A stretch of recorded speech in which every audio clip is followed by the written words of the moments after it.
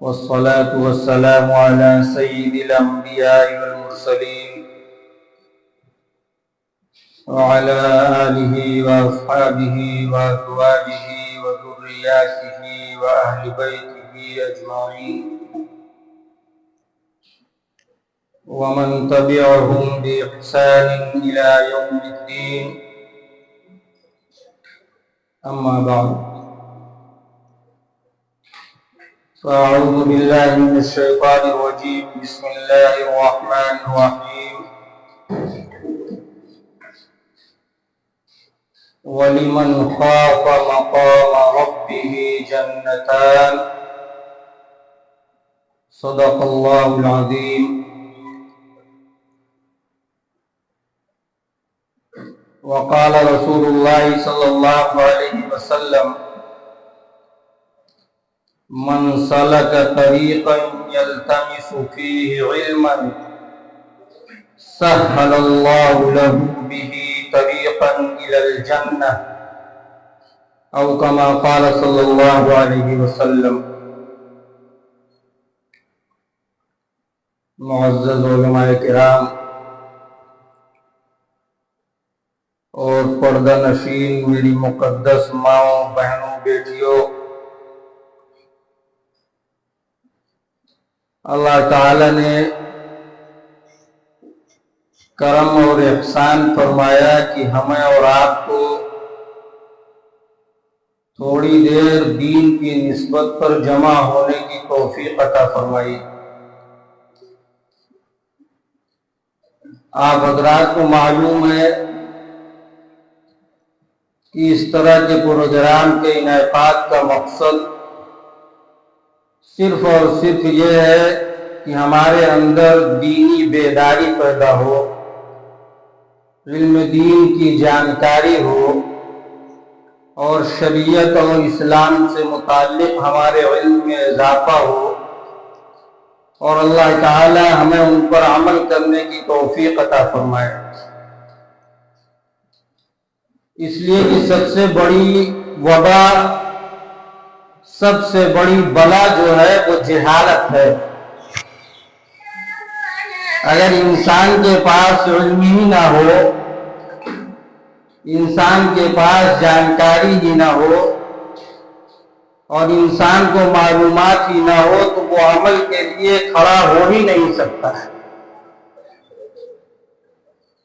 اس لیے حضور اکرم صلی اللہ علیہ وسلم کے دور کو آپ دیکھیں کہ اللہ کے رسول صلی اللہ علیہ وسلم کی بعثت حضرت عیسیٰ علیہ السلام کی پیدائش سے 571 سال بعد میں ہوئی. یہ پونے 600 سال کا زمانہ، جسے ایام فترت کہا جاتا ہے، یعنی دو نبیوں کے درمیان کا زمانہ. اس زمانے کے اندر عرب کے اندر کون سی ایسی برائی نہیں تھی جو پائی نہ جاتی ہو. عرب کے اندر خونریزی، قتل و غارت گری، زناکاری، بدکاری، چوری، ڈکیتی، یہاں تک کہ خونریزی، گناہ پر گناہ کر کے فخر کرنا اور دوسروں کے سامنے اسے فخریہ بیان کرنا، بچیوں کو پیدا ہوتے ہی زندہ درگور کر دینا، انہیں قبر کے حوالے کر دینا، یہ ساری برائیاں تھی. شراب خوری اس عروج پر تھی کہ یہ شراب جو ناپاک ہے، جسے اللہ نے حرام قرار دیا ہے، اس کے 100 نام تھے. اس زمانے کے اندر کون سا ایسا گناہ تھا جو نہ کیا جاتا رہا ہو؟ لیکن اللہ کے رسول صلی اللہ علیہ وسلم کی بعثت کے بعد، آپ کی تشریف آوری کے بعد، اس زمانے کو زمانے چوری اور ڈکیتی نہیں کہا گیا، اس زمانے کو زمانے بدکاری اور جناکاری نہیں کہا گیا، اس زمانے کو زمانے شراب خوری اور شراب نوشی نہیں کہا گیا. اس زمانے کو اگر کہا گیا تو زمانے جاہلیت کہا گیا. معلوم ہوا کہ جہالت یہ سب سے بڑا گناہ اور سب سے بڑی وبا اور سب سے بڑی بلا ہے۔ اس لیے علم دین کا حاصل کرنا ہر مسلمان مرد و عورت پر فرض ہے۔ اللہ کے رسول صلی اللہ علیہ وسلم نے فرمایا طلب العلم فریضۃ علی کل مسلم، کہ ہر مسلمان چاہے وہ مرد ہو یا عورت، شہری ہو یا دیہاتی، امیر ہو یا غریب، محلوں میں رہنے والا ہو یا جھوپڑی میں رہنے والا ہو، ہر مسلمان مرد و عورت پر علم دین کا سیکھنا فرض ہے، جتنا کہ اس سے حلال و حرام کی تمیز ہو سکے، جائز اور ناجائز کی تمیز ہو سکے، کہ کون سا کام حلال ہے، کون سا کام حرام ہے، کون سے اعمال کرنے سے اللہ راضی اور خوش ہوتا ہے، کن اعمال سے اللہ ناراض ہوتا ہے اور جہنم دیتا ہے۔ یہ ساری باتوں کا علم حاصل کرنا ہر مسلمان مرد و عورت پر فرض ہے۔ اسی لیے اللہ کے رسول صلی اللہ علیہ وسلم نے ایسے لوگوں کے لیے جو علم دین کی تلاش میں نکلتے ہیں، چاہے وہ چند قدم ہی کیوں نہ چل رہے ہوں، تھوڑی دور کا راستہ ہی کیوں نہ طے کر رہے ہوں، وہ علم حاصل کرنے والے چاہے بچے ہوں یا بچیاں ہوں، وہ مرد ہوں یا عورت ہوں، ہر ایک کے لیے اللہ کے رسول صلی اللہ علیہ وسلم نے یہ بشارت سنائی ہے من سلک طریقا یلتمس فیہ علما سہل اللہ لہ بہ طریقا الی الجنہ، کہ جو شخص بھی چاہے مرد ہو یا عورت ہو، بچہ ہو یا بچی ہو، کوئی ایسا راستہ چلتا ہے، کوئی ایسا قدم اٹھاتا ہو جس سے اس کا مقصود صرف اور صرف علم دین حاصل کرنا ہو، اسلام کی اور شریعت کی معلومات حاصل کرنا ہو اور حلال و حرام کی تمیز حاصل کرنا ہو، ایسے علم کے لیے جو چند قدم بھی چلتا ہے، اللہ تبارک و تعالی اس کے لیے جنت کا راستہ آسان فرما دے۔ سہل اللہ لہ بہ طریقا الی الجنہ، کہ اللہ تعالیٰ اس کے لیے جنت کا راستہ آسان فرما دے۔ اس لیے قابل مبارکباد ہے وہ علماء کرام اور ہماری معزز خواتین، ہماری مائیں اور بہنیں، ہماری بیٹیاں مبارکباد کے قابل ہیں کہ جو علم دین حاصل کرنے کے لیے، قرآن اور شریعت کا علم معلوم کرنے کے لیے اپنے گھروں سے نکل کر تھوڑی دیر کے لیے اس ریاض الجنہ کے اندر آتی ہیں اور اس نیت سے آتی ہیں کہ وہاں اللہ اور اللہ کے رسول صلی اللہ علیہ وسلم کی بات ہوگی، قرآن کا تذکرہ ہوگا اور آخرت کا تذکرہ ہوگا، موت کی یاد دلائی جائے گی۔ میں ان کو 100 مرتبہ مبارکباد پیش کرتا ہوں اور اللہ سے دعا کرتا ہوں کہ اللہ تبارک و تعالی ان علماء کرام کی سعی کو اور ہمارے اٹھنے والے قدم کو قبول فرمائے اور ہم سب کے لیے جنت کے فیصلے فرمائے۔ معزز خواتین، میں نے آپ حضرات کے سامنے قرآن کریم کے سورہ رحمان کی ایک مختصر سی آیت کریمہ تلاوت کی تھی، لیکن قرآن کریم کا یہ اعجاز ہے، اس سے پہلے آپ حضرات کے سامنے مولانا ثاقب ایاز صاحب نے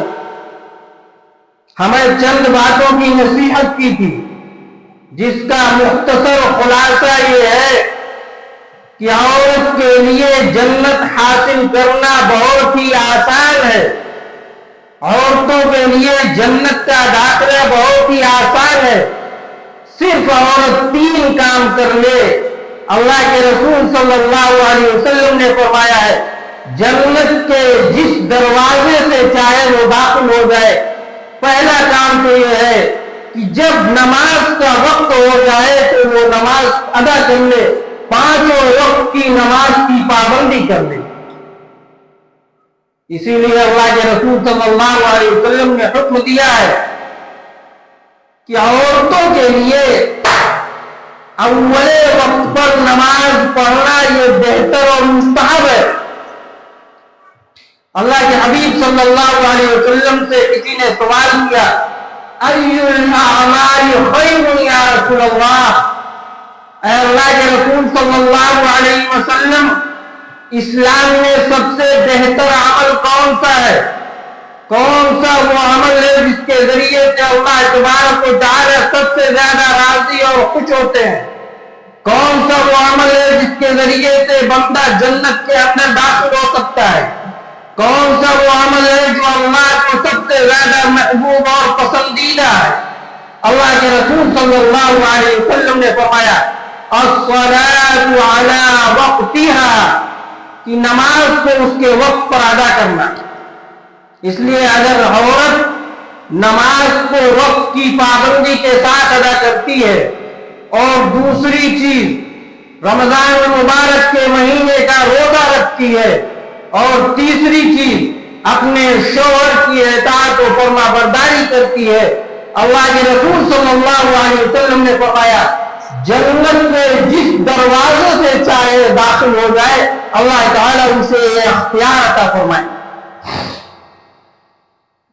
میں نے قرآن کریم کی جو آیت کریمہ تلاوت کی ہے ایک مختصر سی آیت ہے. میری خواہش یہ ہوگی اور میں یہ چاہتا ہوں کہ ہماری ہر بہن، ہماری ہر بیٹی، ہماری ہر ماں اس مختصر سی آیت کو زبانی یاد کر لے اور اس آیت کا مضمون جو بیان کیا جائے مختصراً اسے اپنے ذہن و دماغ میں رکھ لے. تو میرا یہ ماننا ہے کہ انشاءاللہ ہمارا یہ آنا، ہمارا یہ بیٹھنا، ہمارا یہ کہنا، ہمارا یہ سننا سب مفید اور نافع ہو جائے گا اور اللہ تبارک و تعالیٰ کی بارگاہ میں شرف قبول سے نوازا جائے گا. وہ آیت کون سی ہے؟ وَلِمَنْ خَافَ مَقَامَ رَبِّهِ جَنَّتَانِ، مختصر سی آیت ہے لیکن قرآن کریم کا یہ اعجاز ہے، قرآن کریم کا یہ معجزہ ہے کہ اگر انسان قرآن کی ایک آیت بھی مضبوطی کے ساتھ پکڑ لے اور اس پر عمل کرنا شروع کر دے تو انسان کی زندگی میں انقلاب برپا کر دینے کے لیے کافی ہو جاتی ہے. یہ قرآن کا معجزہ ہے. جس طریقے سے اللہ تعالیٰ نے تمام انبیاء کرام علیہ السلام کو معجزات عطا فرمائے تھے، اسی طریقے سے اللہ کے رسول صلی اللہ علیہ وسلم کو اللہ تعالیٰ نے بے شمار معجزات عطا فرمائے تھے. ان میں سب سے بڑا معجزہ قرآن کریم ہے جو قیامت تک باقی رہے گا اور جس کے ایک ایک حرف کی، ایک ایک زیر و زبر کی، ایک ایک نقطے کی نگہبانی کا وعدہ اللہ تبارک و تعالیٰ نے فرمایا ہے. وَلَقَدْ إِنَّا نَحْنُ نَزَّلْنَا الذِّكْرَ وَإِنَّا لَهُ لَحَافِظُونَ، کہ ہم نے قرآن کریم کو نازل کیا ہے، اس کی حفاظت کا وعدہ بھی ہم کرتے ہیں کہ نہ اس کا نقطہ بدلا جائے گا، نہ اس کا زیر بدلا جائے گا، نہ اس کا زبر بدلا جائے گا، نہ اس کی ایک آیت آگے ہوگی نہ پیچھے ہوگی. جہاں جس جگہ جس حال میں اللہ تبارک و تعالیٰ نے رکھ دیا ہے وہی رہے گی.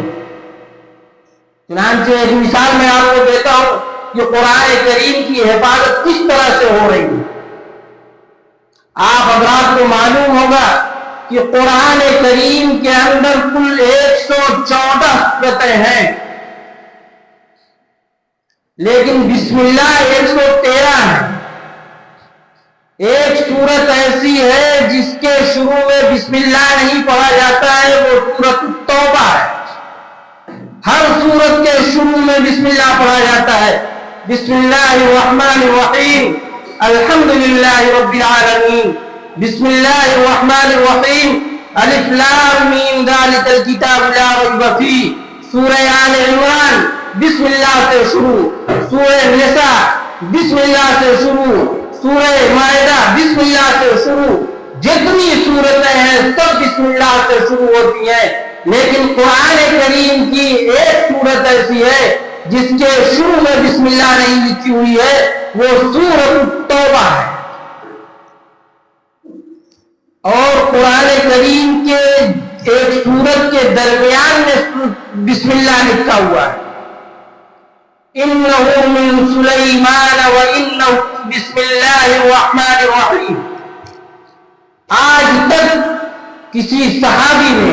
کسی تابعی نے، کسی محدث نے، کسی مفسر نے، کسی عالم نے یہ جرأت نہیں کی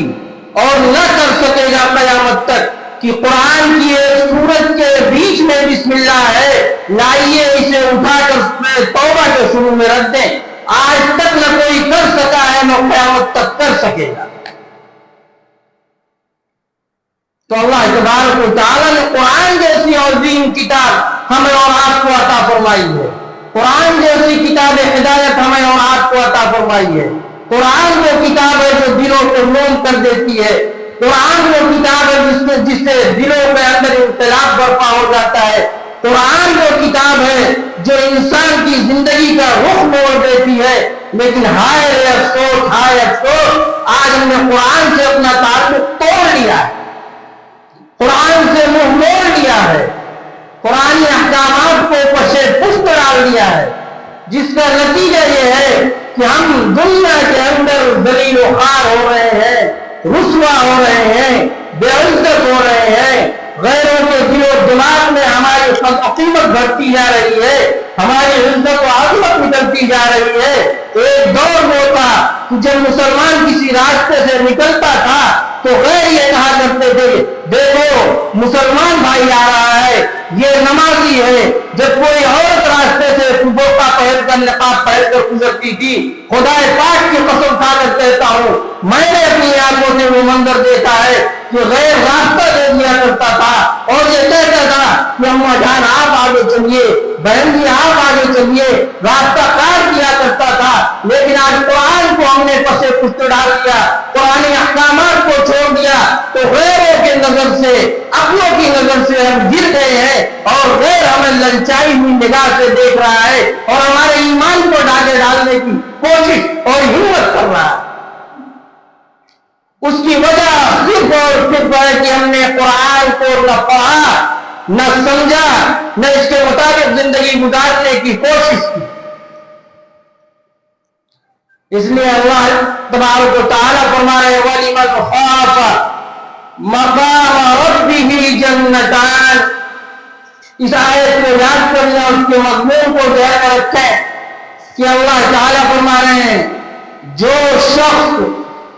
چاہے وہ مرد ہو یا عورت ہو، امیر ہو یا غریب ہو، بادشاہ ہو یا رعایا ہو،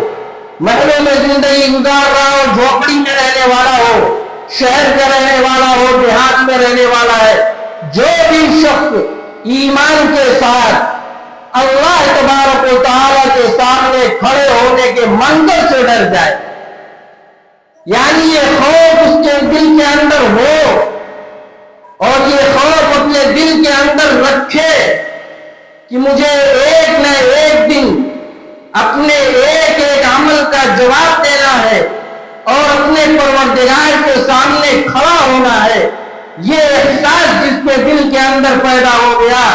تو اللہ کے رسول اللہ تبارک و تعالیٰ فرما رہے ہیں اس کے لیے وعدہ فرما رہے ہیں جنتان۔ جس کے دل کے اندر یہ خیال پیدا ہو گیا، یہ احساس پیدا ہو گیا، یہ دھیان پیدا ہو گیا کہ کوئی دیکھے یا نہ دیکھے میرا پروردگار دیکھ رہا ہے، مجھے اللہ کے سامنے کھڑے ہو کر اپنے ایک ایک عمل کا جواب دینا ہے، تو اللہ تعالیٰ اس کے لیے 2 جنتوں کا وعدہ فرمائے۔ مشہور تابعی بزرگ ہے مفسر قرآن حضرت مجاہد رحمۃ اللہ علیہ، وہ اس آیت کی تفسیر میں فرماتے ہیں اس آیت میں مراد وہ شخص ہے جس کے دل کے اندر کسی گناہ کے کرنے کا داعیہ اور تقاضا پیدا ہوا اور اس کے اندر برائی کرنے کا جذبہ پیدا ہوا، لیکن وہ اس خیال سے، اس دھیان سے کہ مجھے اپنے اللہ کے سامنے کھڑا ہونا ہے اور اپنے عمل کا جواب دینا ہے، اس خیال سے وہ گناہ کرنے کے ارادے سے رک گیا اور اس نے گناہ کے ارادے کو ترک کر دیا، ایسے شخص کے لیے اللہ تبارک و تعالی 2 جنتوں کا وعدہ فرمائے۔ وَلِمَنْ خَافَ مَقَامَ رَبِّهِ جَنَّتَانِ، آگے اسی کی تفسیر کرتے ہوئے مزید فرما رہے ہیں کہ اس آیت میں وہ شخص مراد ہے جو گوشے تنہائی کے اندر ہو، بالکل اکیلا ہو، جہاں اسے کوئی دیکھنے والا نہیں، اور اس تنہائی کے عالم میں اس کے دل کے اندر گناہ کا داعیہ پیدا ہو رہا ہے۔ اگر وہ گناہ کر لے، کوئی اسے روکنے والا نہیں، کوئی اسے ٹوکنے والا نہیں، کوئی اسے بولنے والا نہیں، اور وہ چاہے تو گناہ کر کے عمدہ لباس پہن کر باہر نکل کر پھر پارسا بن سکتا ہے اور لوگوں کی نگاہ میں وہ اپنے آپ کو پارسا ہی ثابت کر سکتا ہے، لیکن اس گھڑی میں اس کے دل کے اندر یہ خیال پیدا ہو گیا کہ اس تنہائی کے عالم میں چاہے مجھے کوئی دیکھے یا نہ دیکھے، میرا اللہ مجھے دیکھ رہا ہے، مجھے اللہ کے سامنے کھڑا ہونا ہے اور اپنے عمل کا جواب دینا ہے۔ یہ احساس پیدا ہو گیا اور گناہ سے رک گیا، اپنے نفس کے مضبوط سے مضبوط تقاضے پر عمل کرنے سے رک گیا۔ اللہ کے رسول صلی اللہ علیہ وسلم، اللہ تبارک و تعالی نے ایسے شخص کے لیے 2 جنتوں کا وعدہ فرمایا۔ ہم اور آپ جنت اور جہنم سنتے رہتے ہیں، جنت ہے کیا چیز؟ جنت تو اللہ تبارک و تعالی کی رضا، اللہ تبارک و تعالی کی خوشنودی، اللہ تبارک و تعالی کی عطا کا مظہر ہے۔ جنت کے اندر تو اللہ تعالی نے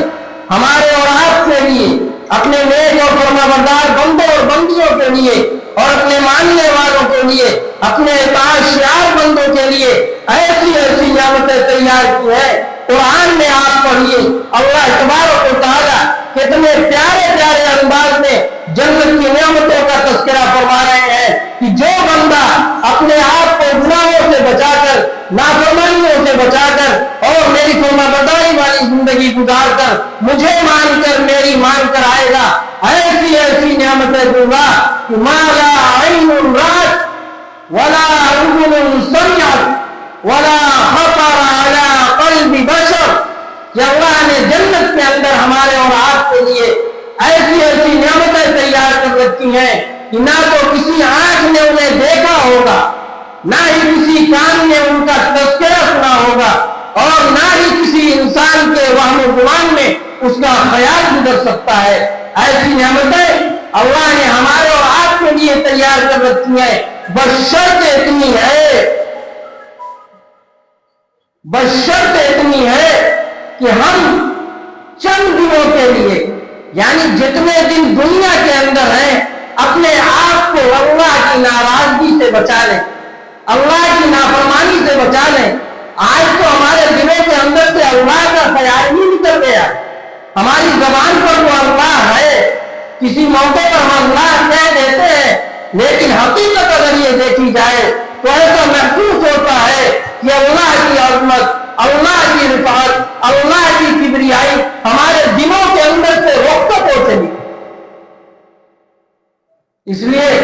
اس آیت کو مضبوطی کے ساتھ تھامیں کہ میرا پروردگار جو میرا خالق ہے، میرا مالک ہے، میرا پروردگار ہے، جس نے کروڑہ کروڑ اربہ ارب بلکہ لا تعداد نعمتیں ہمیں دے رکھی ہیں، اتنی نعمتیں دے رکھی ہیں، اتنی نعمتیں دے رکھی ہیں کہ خود دینے والا یہ فرما رہا ہے وَإِن تَعُدُّوا نِعْمَتَ اللَّهِ لَا تُحْصُوهَا، اے میرے بندو، اے میری بندیوں، اگر تم میری نعمتوں کو گننا چاہو، میری نعمتوں کو شمار کرنا چاہو، میری نعمتوں کا احاطہ کرنا چاہو، لا تحصوها زمین و آسمان ختم ہو جائے گا، لیکن تم ہماری نعمتوں کو گن نہیں سکو گے، ہماری نعمتوں کو شمار نہیں کر سکو گے، ہماری نعمتوں کا احاطہ نہیں کر سکو گے۔ اتنی نعمتیں دینے والا مجرم حقیقی ہم سے چند باتوں کا مطالبہ کر رہا ہے کہ چند دنوں کے لیے دنیا فانی ہے، ختم ہونے والی ہے، آخرت باقی ہے، ہمیشہ ہمیشہ رہنے والی ہے۔ اس فانی دنیا کو ذرا تکلیف کے ساتھ، ذرا صبر کے ساتھ، ذرا اپنے نفس کو گناہوں سے روک کر، ذرا شیطان کو مات دے کر، شیطان کو پیچھے چھوڑ کر گزار کر آ جاؤ۔ ابدی زندگی تمہاری اتنی خوشگوار بنا دیں گے، اتنی خوشگوار بنا دیں گے اور اتنی نعمتیں دیں گے کہ تم اس کا گمان بھی، خیال بھی نہیں کر سکتے۔ اس لیے ہمیں اور آپ کو ہر آن، ہر لمحہ، ہر لہجہ اس بات کا خیال رکھنا چاہیے کہ ہم چاہے جس حال میں بھی ہو، ہمارا اللہ، ہمارا پروردگار، ہمارا خالق، ہمارا مالک ہمیں دیکھ رہا۔ اب ذرا آپ اپنے دل کے اوپر ہاتھ رکھ کر یہ بتائیں، اگر کسی کے دل کے اندر یہ احساس پیدا ہو جائے کہ مجھے اللہ کے سامنے کھڑا ہونا ہے، مجھے اللہ کے سامنے روبرو کھڑا ہونا ہے، جیسے ایک آدمی دوسرے آدمی کے سامنے کھڑا ہوتا ہے اور اللہ مجھ سے سوال فرمائیں گے اور مجھے اللہ کو جواب دینا ہے۔ یہ دنیا نہیں ہے، وہاں کوئی وکیل نہیں ہوگا، وہاں کوئی ترجمان نہیں ہوگا، وہاں کوئی رشوت نہیں چلے گی، وہاں کوئی بچانے والا نہیں ہوگا۔ سوال اللہ کر رہے ہوں گے، جواب ہمیں دینا ہوگا۔ اس موقع پر ہم اللہ کو کیا منہ دکھائیں گے اگر دنیا سے نافرمانی والی اور گناہ والی زندگی لے کر گئے؟ اس لیے اصل چیز ہے اللہ کی عظمت سے ڈرنا۔ آپ دیکھیں اللہ تعالیٰ نے اس آیت کریمہ میں یہ نہیں فرمایا کہ جو شخص جہنم سے ڈرے، جو شخص آگ سے ڈرے، یہ نہیں فرمایا وَلِمَنْ خَافَ عَذَابَ النَّارِ وَلِمَنْ خَافَ عَذَابَ جَہَنَّمَ۔ اللہ نے یہ نہیں فرمایا کہ جو شخص اب جہنم کے عذاب سے ڈر جائے، جو شخص اللہ کے عذاب سے ڈر جائے، بلکہ یہ فرمایا کہ جو شخص اللہ کے سامنے کھڑے ہونے سے ڈرے، یعنی اس کے دل کے اندر اللہ کی عظمت ہو، اللہ کی کبریائی ہو، اللہ کی رفعت ہو کہ کوئی دیکھے یا دیکھے میرا اللہ تو مجھے دیکھ رہا ہے۔ جس کے دل کے اندر یہ خیال پیدا ہو جائے گا، یہ احساس پیدا ہو جائے گا، کیا وہ کبھی گناہ کرے گا؟ جس کے دل کے اندر یہ خیال ہو کہ مجھے اپنے عمل کا حساب اپنے اللہ کے سامنے کھڑے ہو کر دینا ہے، وہ کسی کا حق مارے گا۔ جس کے دل کے اندر یہ خیال اور احساس پیدا ہو جائے کہ مجھے اللہ کو جواب دینا ہے، وہ کسی کی غیبت کرے گا۔ جس کے دل کے اندر یہ خیال پیدا ہو جائے مجھے اللہ کے روبرو حاضر ہونا ہے اور اپنے عمل کا جواب دینا ہے، وہ کسی کی چغلخوری کرے گا۔ جس کے دل کے اندر یہ خیال پیدا ہو جائے کہ مجھے اللہ کے سامنے کھڑا ہونا ہے، وہ کوئی ناجائز اور حرام کام کرے گا۔ جس بہن بیٹی کے دل کے اندر یہ خیال پیدا ہو جائے کہ مجھے اللہ کے سامنے اپنے عمل کا جواب دینا ہے، وہ لڑکا ہو یا لڑکی، کسی اجنبی مرد یا کسی اجنبی عورت سے بات کرے گا۔ لیکن دنیا کے اندر جرائم سے روکنے کے لیے، جرم اور گناہ سے روکنے کے لیے بہت سے محکمے ہیں۔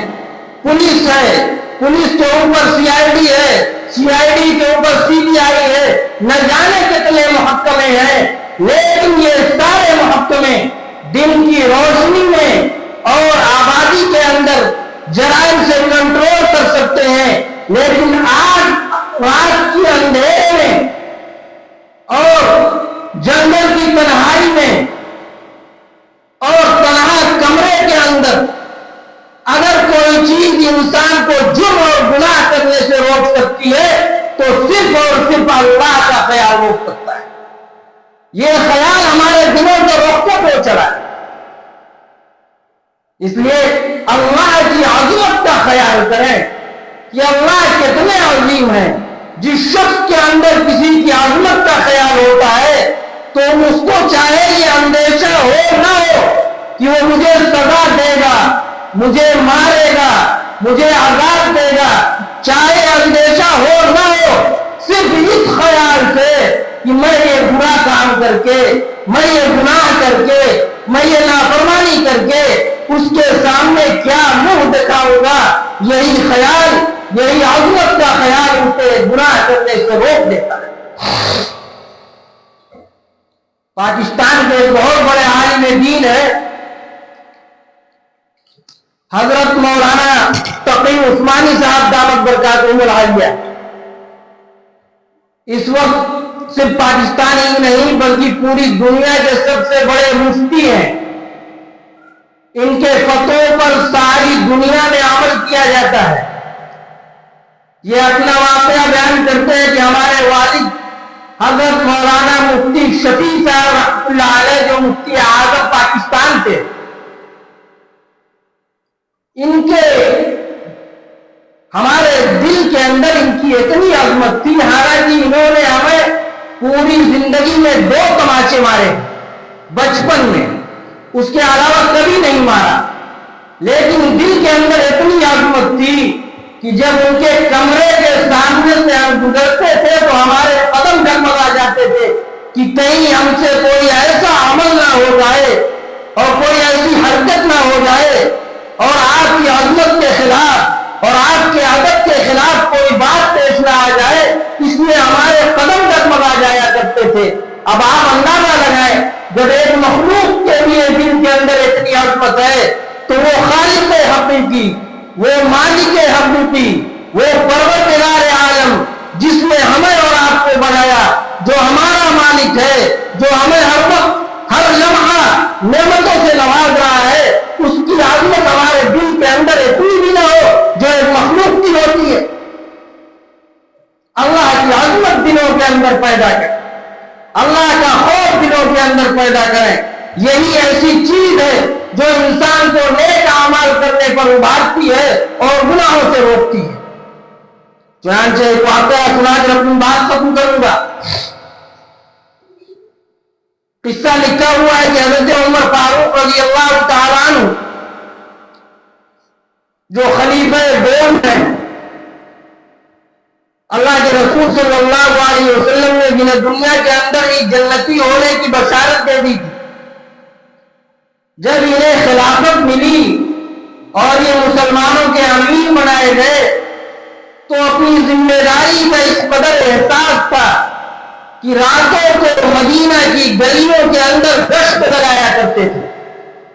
تاکہ اگر کوئی پریشان حال ہو تو اس کی پریشانی دور کر سکوں, کوئی مصیبت کے اندر گرفتار ہو تو اسے مصیبت سے نجات دلا سکوں,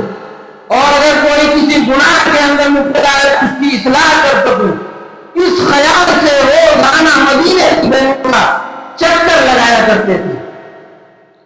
چنانچہ ایک دن تہجد کے وقت آپ مدینے کی گلی کے اندر چکر لگا رہے تھے. ایک گھر کے اندر سے 2 عورتوں کی آواز آ رہی تھی. حضرت عمر فاروق رضی اللہ تعالیٰ عنہ نے فرمایا, معلوم ہوتا ہے کوئی پریشان حال ہے, کوئی پریشانی آ گئی ہے جس کی وجہ سے اس صبح کے تڑکے میں آپس میں باتیں کر رہے ہیں. کان لگا کر سنا تو معلوم ہوا کہ 2 عورتوں کی آواز ہے, جس میں سے آواز میں پتہ چل رہا تھا ایک بوڑھی عورت ہے اور ایک جوان عورت ہے. بوڑھی عورت جو تھی وہ ماں تھی اور جوان عورت جو تھی وہ بیٹی تھی. ماں اپنی بیٹی سے کہہ رہی تھی, بیٹی اٹھ جا, گائے دودھنے کا وقت ہو گیا ہے, گائے دودھے, اور سن آج کل گائے نے دودھ دینا کم کر دیا ہے, اس لیے ذرا تو اس میں پانی ملا لینا. بیٹی نے کہا, اماں جان, امیر المؤمنین کا حکم ہے کوئی شخص دودھ کے اندر پانی نہ ملائے. بوڑھی ماں نے کہا کہ بیٹی, امیر المؤمنین اس وقت کہاں, وہ تو آرام کر رہے ہوں گے, اگر تو دودھ کے اندر پانی ملا دے گی تو ان کو کون سا پتہ چل جائے گا. وہ اپنے گھر میں ہوں گے، اس لیے تو دودھ میں پانی ملا لے۔ بیٹی نے کہا کہ اماں جان مانتی ہوں کہ امیر المؤمنین ہمیں نہیں دیکھ رہے ہیں، لیکن جو امیر المؤمنین کا امیر ہے یعنی میرا اللہ وہ تو دیکھ رہا ہے۔ یہ خیال دل کے اندر پیدا ہونا چاہیے۔ چنانچہ عمر فاروق رضی اللہ تعالیٰ عنہ نے اس گھر کے اوپر نشان لگایا، صبح ماں بیٹی کو طلب کیا، معلوم کرنے پر پتہ چلا کہ بیٹی یہی ہے۔ اس بیٹی سے اپنے بیٹے عبداللہ کا نکاح کر دیا کہ دینداری کی بنیاد پر نکاح کیا، تو آگے چل کر انہی کی نسل میں حضرت عمر بن عبدالعزیز رحمۃ اللہ علیہ پیدا ہوئے، جنہیں دنیا کا اسلام کا خلیفہ خامس یعنی پانچواں امیر المؤمنین کہا جاتا ہے۔ میری ماں اور بہنوں، بڑے ادب کے ساتھ، بڑے احترام کے ساتھ، بڑی عزت کے ساتھ آپ سے درخواست ہے کہ یہ خیال آپ اپنے دلوں کے اندر بھی پیدا کریں اور اللہ سے دعا کریں کہ اللہ ہمارے دلوں کے اندر بھی یہ خیال پیدا کر دے کہ دنیا دیکھے یا نہ دیکھے، کوئی دیکھے یا نہ دیکھے، میں گناہ سے اس لیے بچ رہا ہوں کہ میرا اللہ مجھے دیکھ رہا ہے۔ کوئی دیکھے یا نہ دیکھے، میں نیک عمل اس لیے کر رہا ہوں، میرا اللہ مجھے دیکھ رہا ہے۔ جب دل کے اندر یہ کھٹکا، یہ کانٹا، یہ تھرمامیٹر پیدا ہو جائے گا، گھر کا ماحول پرسکون ہو جائے گا، معاشرے کا معاشرہ پرسکون ہو جائے گا، ہر ایک گناہ سے بچتا ہوا نظر آئے گا اور ہر ایک کی دنیا اور آخرت سنور جائے گی۔ اللہ تبارک و تعالیٰ سے دعا یہی ہے کہ اللہ تعالیٰ ہر وقت ہمیں اور آپ کو اپنا استحضار نصیب فرمائے۔ آخر میں درخواست یہی ہے کہ اس آیت کریمہ کو یاد کرنے اور اس کا جو مضمون بیان ہوا ہے اسے اپنے ذہن و دماغ کے اندر استحضر رکھیں۔ میں اللہ کی ذات میں امید کرتا ہوں کہ اللہ تعالیٰ ہمارے اس بیٹھنے کو، کہنے سننے کو، آنے جانے کو قبول فرما لیں گے اور ہم سب کی نجات کا ذریعہ بنا۔ دوسری درخواست یہ ہے کہ اس مجمع میں ظاہر سی بات ہے کہ ہمارے گاؤں کی ساری عورتیں نہیں آ سکتی ہیں اور ہمارے گھر سے کوئی ایک عورت، کوئی دو عورتیں آتی ہوں گی۔ درخواست اتنی ہے کہ جب آپ یہاں سے جائیں، جس طرح سے موبائل پر، فون پر آپ اپنے گھر کے احوال دوسروں کو سناتے ہیں، گھر کی باتیں دوسروں کو بتاتی ہیں، اسی طریقے سے اس بات کا بھی تذکرہ کر دیا کرے کہ آج ہمارا ماہانہ اجتماع تھا، اس اجتماع میں فلاں صاحب نے تلاوت کی تھی، بڑی عمدہ تلاوت کی، اور فلاں نے نعت پڑھی تھی، بہت ہی اچھے انداز میں نعت پیش کی، اور فلاں صاحب نے اتنی باتیں کی تھی، ایسی بات کہی تھی۔ اگر اس طرح سے تذکرہ شروع ہو گیا تو میں یہ سمجھتا ہوں کہ ہماری یہ بات صرف گاؤں تک محدود نہیں رہے گی، بلکہ پورے علاقے سے نکل کر عالم میں پھیل جائے گی، اور اس کا ذریعہ آپ بنیں گی۔ آپ کو اللہ تبارک و تعالیٰ علم نافع کا ثواب عطا فرمائے گا اور یہاں چل کر آنے پر جنت کی بشارت آپ کو دی گئی۔ اللہ تعالیٰ ہم سب کے آنے کو، کہنے کو، سننے کو اور ان علماء کرام کے اس سلسلے کو قبول فرمائے، نافع اور مفید بنائے۔ اللہ مجھے بھی عمل کرنے کی توفیق عطا فرمائے، ہماری ماں اور بہنوں بیٹیوں کو بھی عمل کرنے کی توفیق عطا فرمائے، اور اللہ اس سلسلے کو دوام عطا فرمائے، ہر طرح کے شرور و فتن سے حفاظت فرمائے۔ وآخر دعوانا ان الحمد للہ رب العالمین۔